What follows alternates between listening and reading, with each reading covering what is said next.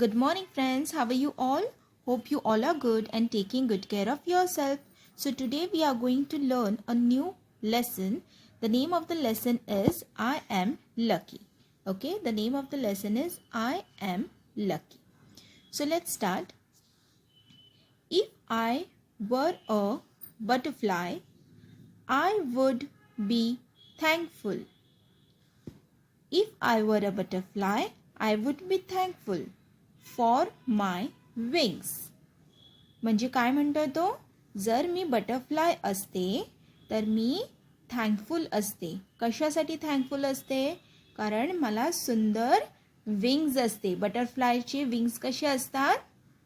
किती सुंदर आणि ब्युटिफुल असतात. तर जर मी बटरफ्लाय असती तर मी गॉडला थँकफुल असते for my beautiful wings. If I were a myna in a tree, I would be thankful that I could sing. If I were a myna in a tree, I would be thankful that I could sing. म्हणजे काय? की समजा जर मी मैना असती तर मी झाडावर बसून छान गाणं गाऊ शकली असती. If I were a fish in the sea, I would be thankful that I can wriggle and giggle with glee. म्हणजे हा काय सांगतोय? गॉडला थँकफुल आहे. जर तो फिश असता तर तो गॉडला थँकफुल आहे का? कारण he can wriggle and giggle with glee. मासा पाण्यामधला मासा कसा असतो? कसा तो स्विम करतो? व्रिगल म्हणजे काय? तो स्विम करतो. इकडे तिकडे तो स्विम करू शकतो. So he can wriggle and giggle with glee. Glee म्हणजे काय? आनंदाने. म्हणजे जिथे त्याला हवं असतं तिथे तो जाऊ शकतो आणि आनंदाने तो व्रिगल करू शकतो. So I just think I am lucky to be me, not you but me. Okay. If I were an elephant, I would be thankful that I can raise my trunk. म्हणजे जर मी elephant असते तर काय? मी गॉडला thankful असते. का thankful असते? कारण मी माझ्या ट्रंकनी पाणी घेऊ शकते. त्याची एलिफंटची ट्रंक कशी असते? लॉंग असते आणि एलिफंट काय करू शकतो? ट्रंकनी पाणी घेऊ शकतो आणि तो त्याच्या बॉडीवरती तो पाणी टाकू शकतो. If I were a kangaroo, I would try to hop right up to the moon. जर मी कांगारू असते तर मी हॉप करू शकते आणि त्याने काय सांगितलं? Right up to the moon. म्हणजे त्याने असं सांगितलं आहे की कांगारू हॉप करत मूनपर्यंत पण जाऊ शकतो. पण ॲक्च्युअलमध्ये असं होऊ शकतं का? नाही. ती एक फक्त त्यांनी असं पोएममध्ये सांगितलं आहे. If I were an octopus, I would be thankful for my 8 arms. ऑक्टोपसला किती पाय असतात? 8 आर्म्स असतात. त्याला किती आर्म्स असतात? 8 आर्म्स असतात. Okay. So if I were an octopus, I would be thankful for my 8 arms. So I just think I am lucky to be me, not you but me. What do you think you want to be? Do you want to be like me or just you? Just you. म्हणजे poet काय म्हणतोय? की प्रत्येकजण गॉडला thankful आहे. आता butterfly thankful आहे त्याच्या विंग्ससाठी, fish thankful आहे त्याच्या स्विमसाठी, त्याच्या जे फिन्स आहेत ज्याच्याने तो स्विम करतो त्याच्यासाठी थँकफुल आहे. एलिफंट ट्रंकसाठी थँकफुल आहे. ऑक्टोपस त्याच्या आर्म्ससाठी किंवा लेग्ससाठी थँकफुल आहे. कंगारू हॉप करू शकतो म्हणून तो थँकफुल आहे. प्रत्येकजण देवाने त्याला जे जे क्वालिटीज दिले त्याच्यासाठी तो थँकफुल आहे. तर मग पोएट म्हणतोय की तुम्हाला त्यांच्यासारखं बनायचं आहे का? की तुमच्या स्वतःमध्ये पण एक क्वालिटी आहे ज्याच्यासाठी तुम्ही थँकफुल आहात. म्हणजे पोएट म्हणतोय की तुम्हाला पण विंग्स पाहिजे का? का तुम्हाला देवाने 2 पाय दिले आहेत चालायला, तर त्याच्यासाठी तुम्ही थँकफुल आहेत की नाही गॉडला? का तुम्ही सारखं असंच म्हणता त्या बटरफ्लायला किती छानशी विंग्ज आहेत, मग देवाने मला का नाही दिले? असं तुम्ही रडत बसता का? असं तो विचारतोय. मग तुम्ही रडत बसता का की एलिफंटला किती मोठी ट्रंक दिली आहे, मला का नाही दिली? असं रडत बसता का तुम्ही? नाही. तुम्हाला देवाने 2 हात दिलेत, 2 पाय दिलेत, डोळे दिलेत आणि सर्वात महत्त्वाचं म्हणजे ब्रेन्स दिलेत, हे की नाही? मग तुम्ही त्याच्यासाठी थँकफुल आहात का? पोएट म्हणतोय तुम्ही त्याच्यासाठी गॉडला थँकफुल असलं पाहिजे. प्रत्येक ह्युमन बिंगमध्ये एक स्पेशल क्वालिटी असते. देवाने प्रत्येकाला एक स्पेशल क्वालिटी दिलेली असते, ती तुम्ही ओळखायची आणि त्याच्यासाठी तुम्ही थँकफुल म्हणायचं गॉडला. Okay, so this is the poem, that is I am lucky. So let's see the new words. Butterfly, maina, fish, kangaroo, octopus. Okay, so you have to learn these words. Complete these sentences. So they have given you the 2 columns. In the first column you have to write the name of the animals, and in the second column you have to write the actions. Okay, so first animal is a butterfly. What can butterfly do? Can fly. A maina. What can maina do? A maina can sing. Who can wriggle? A fish can wriggle. What can elephant do? An elephant. What can elephant do? See, an elephant can raise his trunk. Okay. Who can hop? Kangaroo can hop.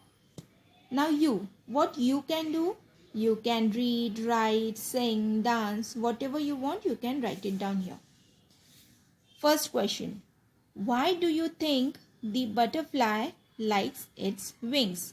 तुम्हाला का असं वाटतं की बटरफ्लायला त्याला त्याचे wings खूप आवडतात? Y? Because butterflies wings are so beautiful, they are colourful. So that's why butterfly likes its wings. What can the मैना do?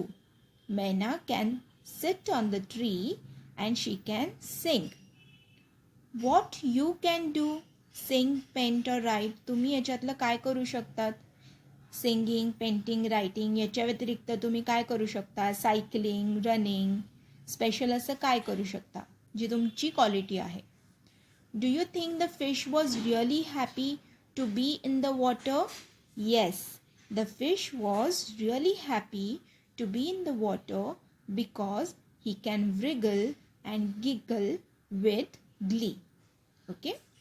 What are the lucky things that happened to you? Tell your friends in the class. म्हणजे काय? तुमच्याबद्दल एक छानशी कोणती गोष्ट झाली आहे का? जर असेल तर ती तुम्हाला सांगायची आहे. Next, let's read out. Kang has a dream. Kang flew into the sky. He flew to the moon. He flew through a cloud. He slipped down a tree. Kang woke up with a bang. म्हणजे कँग म्हणजे कोण? Kangaroo. त्याला एक स्वप्न पडलं. काय स्वप्न पडलं? की तो आकाशात उडतोय. आकाशात उडतोय आणि तो कुठपर्यंत पोचला? मून, चंद्रापर्यंत पोचला. ही फ्ल्यू थ्रू अ क्लाउड. तो ढगांमधनं मस्त उडत उडत चाललाय. फ्ल्यू म्हणजे काय? उडणे. He slipped down a tree. तर तो मध्येच झाडाला धडकला आणि त्याचं स्वप्न तुटलं. Kang woke up with a bang. Okay? So this is the silence game. Silence game means close your eyes and hear your teacher say the following words. म्हणजे आता हे जे वर्ड्स आहेत हे वर्ड्स तुम्ही इमॅजिन करायचेत तुमच्या माइंडमध्ये आणि तशी ॲक्शन पहिले इमॅजिन करायचं आहे आणि नंतर मग त्याचे ॲक्शन्स करायचे. बटरफ्लाय कशी ॲक्शन करतं, मैनाची ॲक्शन काय आहे, फिश, एलिफंट, कँगरू यांची सगळ्यांची तुम्हाला ॲक्शन्स करायचे. Okay. Next, complete the pictures and label them. Now you have to label these pictures. Okay, so they have given you the parts of the body of the elephant and you have to name them. Okay? Let's write an act. If I were a kangaroo, I would hop. If I were a tiger, I would roar. If I were a fish, I would swim. If I were a bird, I would fly. Okay? Next. Octopus, elephant, butterfly, kangaroo. Okay? Now this is the drawing of the octopus. You can draw this in your notebook. Okay? Next. Add full to the words given in brackets and complete the sentence. Now what you have to do? You have to write the full at the end of this words. Okay? So what you must be write the spelling of HELP help, and then at the end write the spelling FUL full. So you must be helpful to your friends. Make a colorful drawing. The puppy is so playful. Be careful while crossing the road. Okay? Now here, what you have to do, join the two words to make one word. Look at the example. Now they have given you the words and they have given you the spelling of FULL full. Okay, now you have to see that they have given you two LL full words. Peaceful. What will happen here? It will be single L. Why? Because there are two vowel words. जेव्हा एखाद्या वर्डमध्ये to vowel words येतात तेव्हा फुलचं spelling इकडे गेल्यावरती single L होतं. Okay, so it is peaceful. Here playful. So याचं spelling काय होणार? फुलचं स्पेलिंग इकडे गेल्यावरती डबल एलच राहणार. Y? Because here there is only single vowel.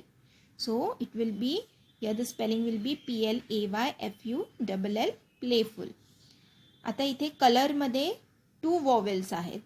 So त्याचं स्पेलिंग इथे काय होणार? COLOUR colour FUL colourful. एकच एल येणार. केअरफुल. इथे टू वर्ड्स आहेत, टू वॉवेल्स आहेत, म्हणून इकडे स्पेलिंग काय होणार? CAREFUL careful. इथे सिंगल एल येणार. इथे किती वॉवेल्स आहेत? टू वॉवेल्स आहेत. मग इकडे काय येणार spelling? HOPE hope FUL hopeful. म्हणजे फुलच्या स्पेलिंगमध्ये एकच एल येणार. Okay, understood? So complete all this activities and write it down in your notebook.